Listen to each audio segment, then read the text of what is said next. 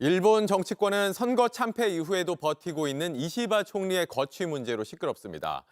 집권 여당에서도 퇴진 압박이 거세지고 있고 새 총리 후보로 극우 성향의 인사가 거론되기도 합니다.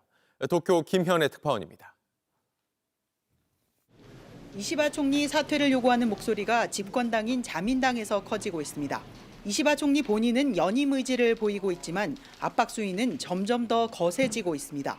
もう結果的にこれを考えれば即時の退陣というのが必要であるという声が大多数を占めたということであります。そもそも石破体制が続くこと、これ自体がですね、政治の停滞をまさに停滞をするその象徴そのものだというふうに私は思っているところであります。 자민당 내부에서는 이시바 끌어내리기를 위한 의원총회 서명 움직임이 구체화하고 있습니다. 아소다로 등 전직 총리들 역시 이시바로는 선거에서 이길 수 없다며 면전에서 사퇴 요구를 했다는 보도도 나왔습니다.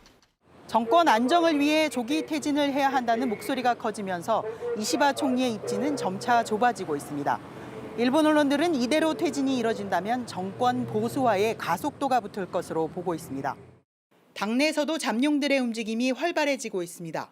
쌀 문제 해결에 앞장선 고이즈미 신지로 농림수산상은 뼈 있는 발언을 하기 시작했고 その石破総理の責任感自体も疑問されてしまうようなそういった発信は全くプラスにならないとそういった思いです。 차기 총리 여론조사에서 1위를 차지한 다카이치 사나의 전 경제안전보장 담당상도 출마를 예고했습니다. 다카이치는 야스쿠니 신사를 꾸준히 참배하는 것은 물론 일제 강점기 조선인 강제징용마저 부인하는 극우 정치인입니다. 일본 내부에서 온건파로 불렸던 이시바 총리가 이대로 물러나면 한일 관계의 새로운 정립이 불가피할 것으로 보입니다. 도쿄에서 JTBC 김현예입니다.